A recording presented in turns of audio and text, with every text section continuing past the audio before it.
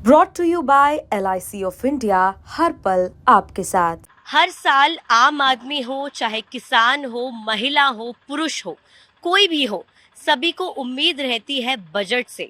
और इस बार का बजट कैसा रहेगा? Budget 2025। Finance minister Nirmala Sitharaman आने वाले दिनों में बजट पेश करने वाली है।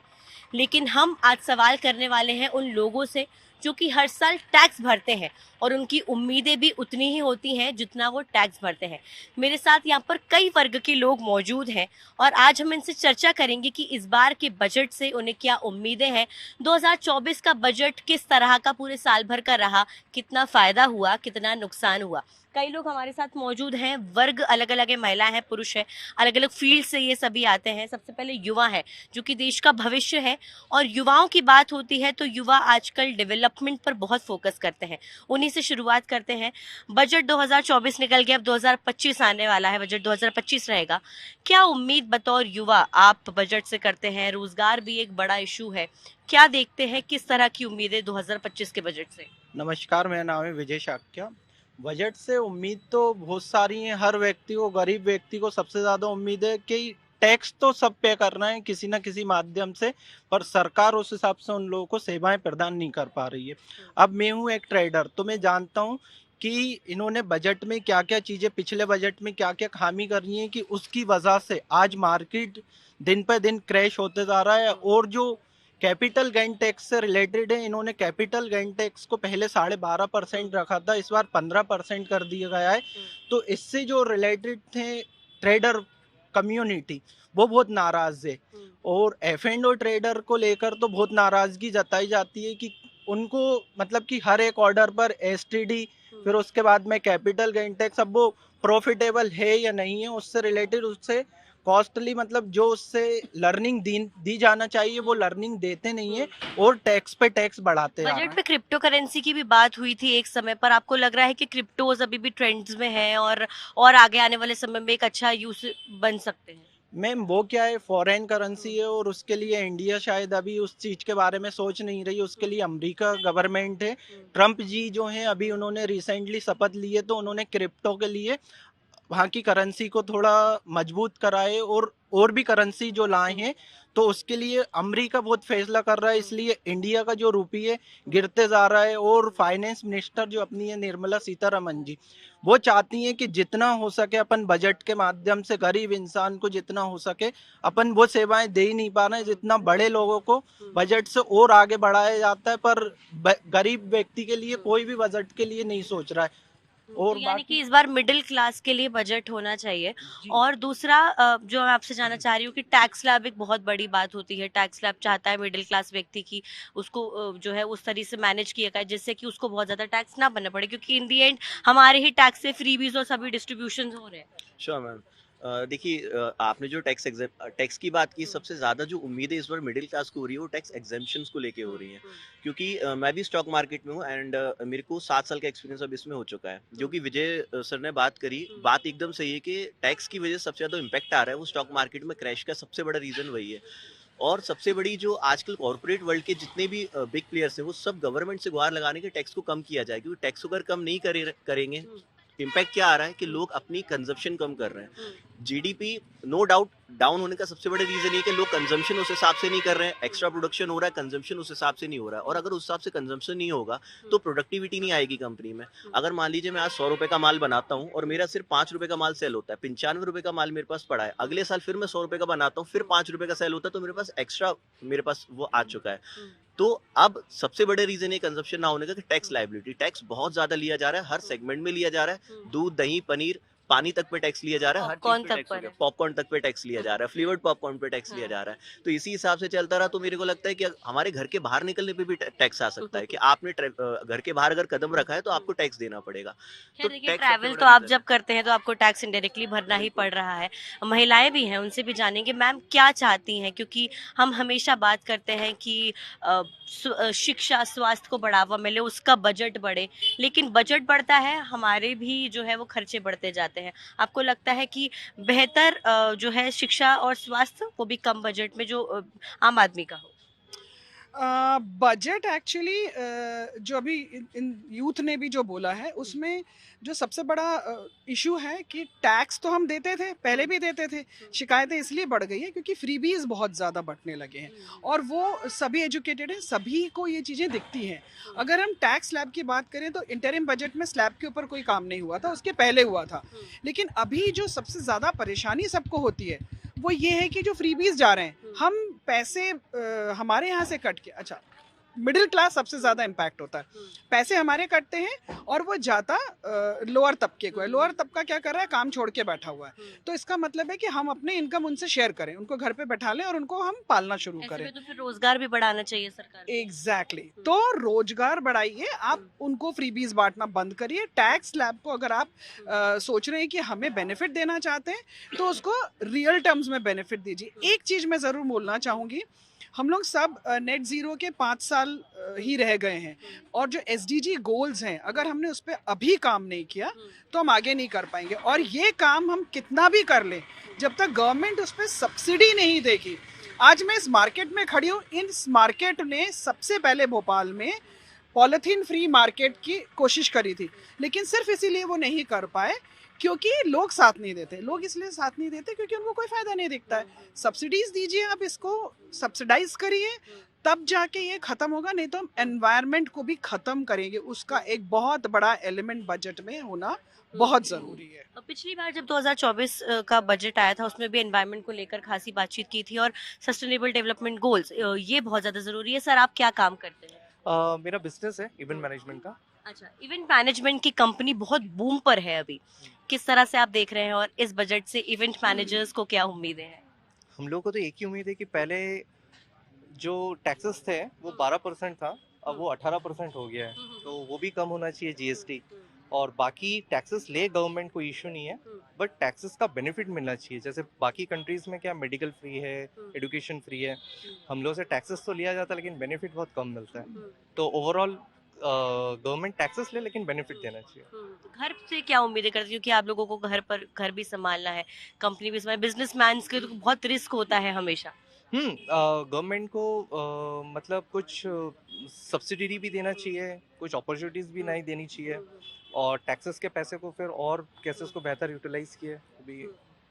मेरे साथ एक विमेन एंटरप्रेन्योर भी है जो कि अपना खुद का बिजनेस रन करती हैं। मैम आपने स्टार्ट किया है, जब व्यक्ति कुछ भी शुरू करता है तो इतनी मेहनत लगती है, फिर बाकी चीज़ों में हम ढलते हैं। क्या आपकी पिछली बार की उम्मीदें पूरी हुई हैं कुछ बजट से और इस बार क्या रखती हैं? बीइंग अ वुमेन एंटरप्रेन्योर 1.5 साल से मैंने एक नया बिजनेस ऑन किया है एंड आई रियलाइज कि सबसे बड़ा जो चैलेंज हमको आया है वो है GST. And there is not uniform GST in the country. हर प्रोडक्ट का जीएसटी अलग होता है।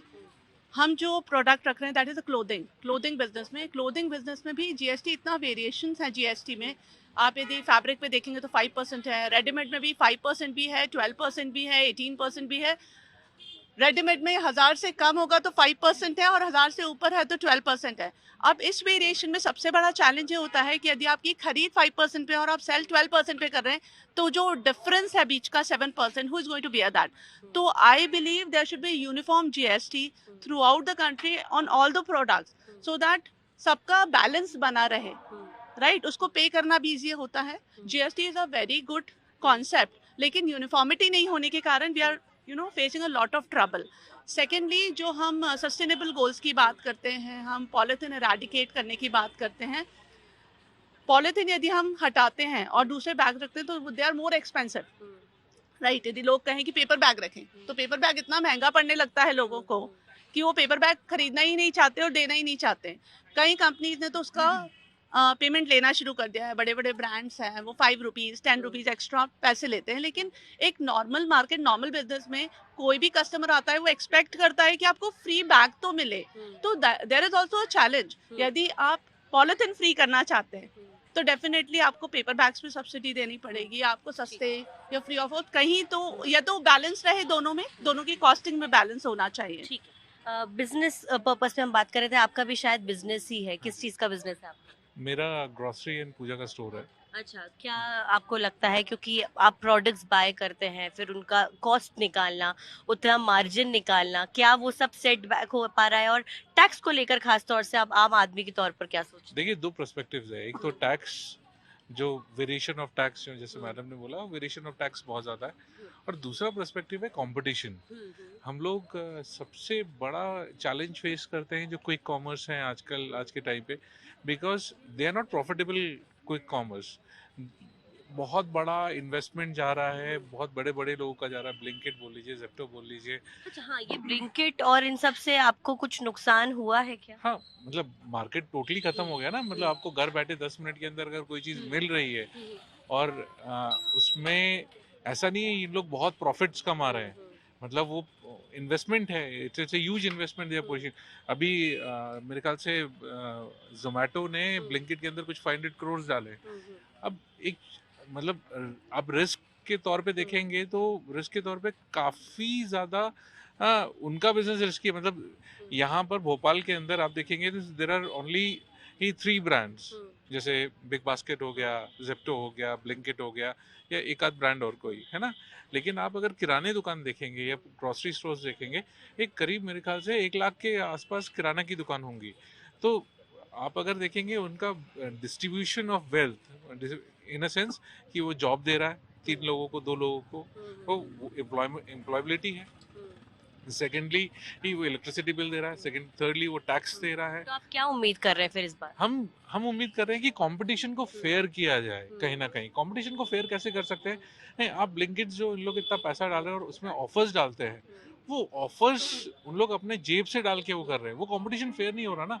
वो मोनोपोलिस्टिक मार्केट की तरफ मूव कर रहे हैं। अब मोनोपोलिस्टिक मार्केट की तरफ आप मूव करोगे तो आज तो ठीक है, आप फॉरेन में देख लीजिए, कॉर्नर स्टोर सारे खत्म हो गए हैं, सिर्फ वॉलमार्ट, टेस्को, कॉस्को ये सब बचे हुए हैं। तो ये धीरे धीरे यहाँ पर भी, इंडिया में भी, आप कॉर्नर स्टोर्स या मार्केट जो छोटे मार्केट्स हैं वो धीरे धीरे खत्म होने पे आ रहे हैं। बिल्कुल, तो एक ये बड़ा रिस्क आप लोगों के लिए भी हो जाएगा क्योंकि बिजनेस में कि जिस तरह से ऑनलाइन डिलीवरी एप्स हैं, चाहे वो सिर्फ फूड को लेकर ना हो बल्कि हमारी ज़रूरत के सामानों को लेकर भी, आप सिर्फ देखते हैं बच्चों की एजुकेशन है, कॉलेज की पढ़ाई, स्कूल की पढ़ाई महंगी होती जा रही है। आप अच्छा मेडिकल जो है वो कुछ हेल्प लेना चाहें वो भी महंगा होता जा रहा है। आपको लगता है कि शिक्षा और स्वास्थ्य का बजट हर साल बढ़ रहा है, लेकिन क्या वो ज़मीन पर दिख रहा है? देखिए मैम, मेरा नाम राज ठाकुर है। जैसे आपने कहा कि शिक्षा और मेडिकल्स का कहा, तो एक्चुअली जैसे सर ने कहा अभी कि यूनिफॉर्मिटी किसी चीज़ में नहीं है, और ऑनलाइन जो मार्केट्स हो रहा है उन्होंने बहुत सारी चीज़ें जो है वो एक तो मिसगाइड भी करते हैं, उसका मिसयूज़ भी हो रहा है।